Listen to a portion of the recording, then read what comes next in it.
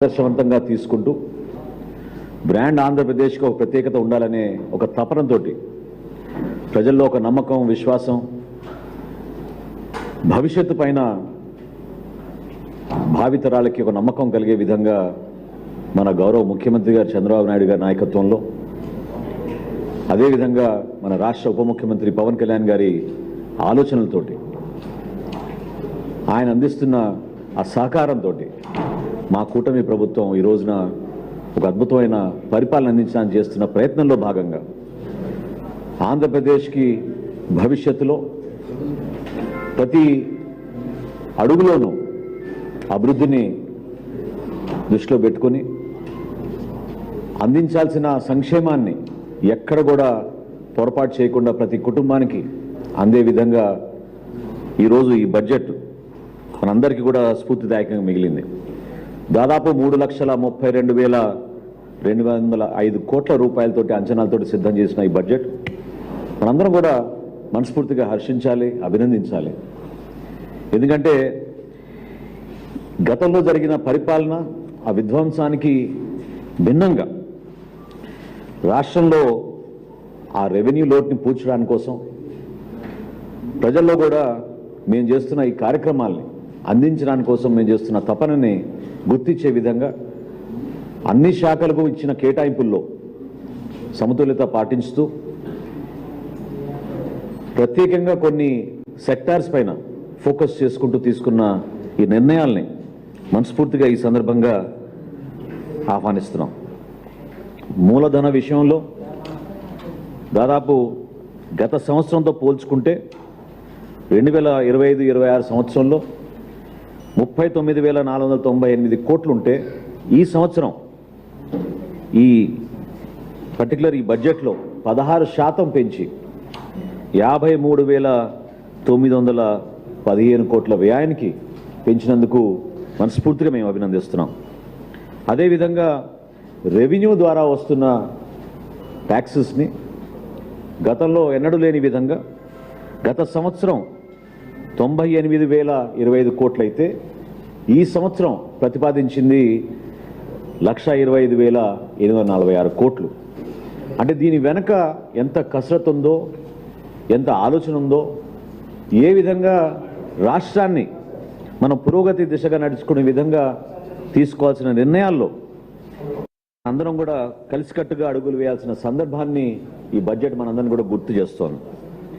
వాస్తవంగా అనేక సందర్భాల్లో సంక్షేమం నిజంగా సాధ్యమవుతుందా, రాష్ట్రాన్ని ఈ విధంగా విధ్వంసం చేసి వెళ్ళిపోయారు వైఎస్ఆర్సీపీ ప్రభుత్వం అనే విషయం ప్రజలు కూడా మమ్మల్ని ప్రశ్నించే సందర్భంలో ఈరోజు సూపర్ 6 విషయంలో ఎక్కడ కూడా తగ్గకుండా ఏ విధంగా మేము సంక్షేమం కోసం కేటాయించిన నిధులు, ప్రత్యేకంగా దీపం పథకం కానివ్వండి, ఆర్టీసీలో మహిళలకి ప్రయాణం కానివ్వండి, తల్లికి వందనం కానివ్వండి, వీటితో పాటు ప్రజలందరూ కూడా కోరుకునే విధంగా ఎన్టీఆర్ భరోసా పెన్షన్లు కానివ్వండి, ఒక చరిత్ర సృష్టించే విధంగా దూసుకుంటూ ముందుకెళ్తున్నాం. ధాన్యం కొనుగోలు విషయంలో ఏ విధంగా భారతదేశంలో ఈరోజు ఆంధ్రప్రదేశ్ ఆదర్శవంతంగా నిలబడిందో ఫైనాన్స్ మినిస్టర్ గారు ఈరోజు ప్రత్యేకంగా దాన్ని మెన్షన్ చేసినందుకు ఆయన అభినందిస్తున్నాను, ధన్యవాదాలు తెలుపుకుంటున్నాను. ఇది వాస్తవం. 10,950 కోట్ల రూపాయలు ఖరీఫ్ సీజన్లో ధాన్యం కొనుగోలు చేయడం, 24 గంటల్లోనే 93% మంది రైతులకి ఆ డబ్బుని జమ చేయడం అనేది ఒక అద్భుతమైన కార్యక్రమం. దానికి ప్రతి రైతు సోదరుడిని గుర్తించి గౌరవించి వారి పడిన కష్టానికి ప్రభుత్వం ఎప్పుడు కూడా మీ వెంట ఉంటుందనే ఆలోచనతోటి మేము ఈ కార్యక్రమాన్ని ముందు చేశాం. రాబోయే రోజుల్లో ఒక క్రమశిక్షణతోటి, సాహసోపేత నిర్ణయాలతోటి, అదేవిధంగా వనరులు తక్కువ ఉన్నా కూడా ఎక్స్పెక్టేషన్స్ ఎక్కువ ఉన్నాయనే భావన గౌరవ ముఖ్యమంత్రి గారు అనేక సందర్భాల్లో ఆయన వివరిస్తూనే ఉన్నారు. అయినా కానీ ఒక సమిష్టి కృషితోటి మా కూటమిలో Telugu Desam party, Janasena party, Bharatiya Janata party కలిసి ఒక ఉమ్మడి నాయకత్వం, కేంద్ర ప్రభుత్వ సహకారంతో అనేక కార్యక్రమాల్ని మేము ప్రజల ముందు తీసుకొచ్చాం. అందులో ముఖ్యమైనది ఈ స్వర్ణాంధ్ర 2047 విజన్ డాక్యుమెంట్.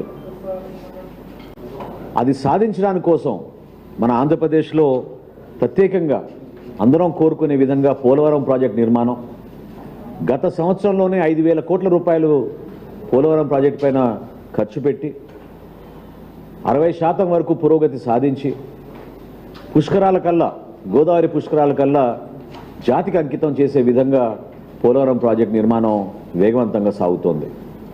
ప్రజల రాజధాని అమరావతి కోసం 57,000 కోట్ల రూపాయలతోటి 98 ప్రాజెక్టులు ఆల్రెడీ గ్రౌండ్ అయిపోయి వేగవంతంగా ముందుకు సాగుతున్న తరుణంలో ప్రజలకి మనం చేయాల్సిన అనేక అభివృద్ధి కార్యక్రమాలు, మౌలిక సదుపాయాలు వీటిపైన దృష్టి పెట్టడమే కాకుండా దేశంలో మొట్టమొదటిసారి రాయలసీమ ప్రాంతంలో హార్టికల్చర్ హబ్ తీసుకురావడానికి కోసం గౌరవ ముఖ్యమంత్రి గారు చేసిన కృషిని, అందులో ప్రత్యేకంగా భారతదేశ ఆర్థిక మంత్రి నిర్మలా సీతారామన్ గారికి ప్రత్యేకంగా ధన్యవాదాలు తెలుపుకుంటూ ఈ రాయలసీమ హార్టికల్చర్ హబ్ ద్వారా, ఉద్యాన పంటల ద్వారా మన రాష్ట్రానికి గణనీయంగా ఆదాయం పెరిగే విధంగా ఒక మార్పు తీసుకురాగలుగుతాం. ఆ ప్రాంతంలో ఇతర ప్రాంతాలతో పోటీ పడే విధంగా ఈరోజు రాయలసీమలో మార్పు వచ్చింది.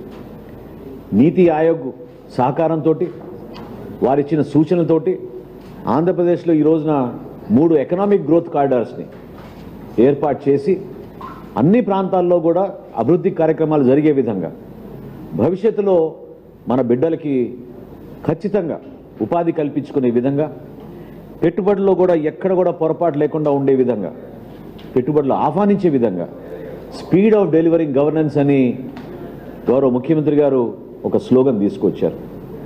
దాన్ని నిజ రూపంలో తీసుకురావడానికి కోసం డేటా లేక్ ఏర్పాటు చేసి దాదాపు 36 శాఖల నుంచి 900 సేవా కార్యక్రమాలు మీ సేవ వాట్సాప్ గవర్నెన్స్ ద్వారా ఈరోజు అందిస్తున్నాం. ఈ సందర్భంగా మనస్ఫూర్తిగా ఐటీ శాఖ మంత్రి నారా లోకేష్ గారిని అభినందించాలి. ఆయన కూడా పెట్టుబడుల విషయంలో, రాష్ట్రంలో పరిశ్రమలు వచ్చే విషయంలో ఆయన చేస్తున్న కృషిని జనసేన పార్టీ నుంచి మనస్ఫూర్తిగా మేము ఈ సందర్భంగా అభినందిస్తున్నాం.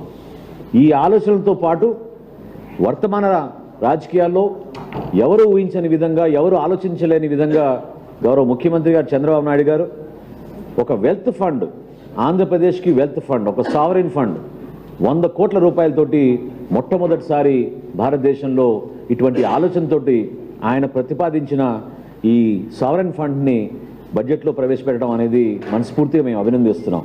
ఖచ్చితంగా ఒక భరోసా కల్పించే విధంగా పారిశ్రామికవేత్తలకు, వ్యాపారవేత్తలకు, ఔత్సాహిక పారిశ్రామికవేత్తలకు మన ఆంధ్రప్రదేశ్లో ఒక అడ్రస్గా, ఒక చిరునామాగా మారి వేగవంతంగా వాళ్ళకి ప్రపోజల్స్ అన్ని కూడా క్లియర్ చేసే విధంగా ఈ ఇన్వెస్ట్మెంట్స్ని ఇన్వైట్ చేయడానికి కోసం తీసుకున్న నిర్ణయాన్ని మనస్ఫూర్తిగా మేము అభినందిస్తున్నాం.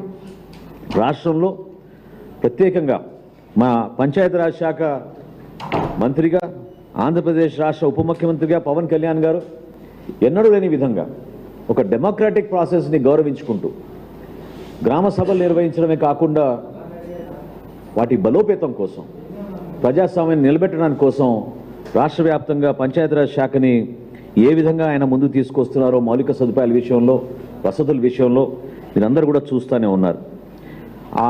ఆ గుర్తింపు తీసుకొచ్చే విధంగా చేసిన కృషికి ఈ బడ్జెట్లో 22,942 కోట్ల రూపాయలు కేటాయించడం అనేది మనస్ఫూర్తిగా ఉప ముఖ్యమంత్రి గారు పవన్ కళ్యాణ్ గారు చేసిన కృషిని ఈ సందర్భంగా మీ అందరం కూడా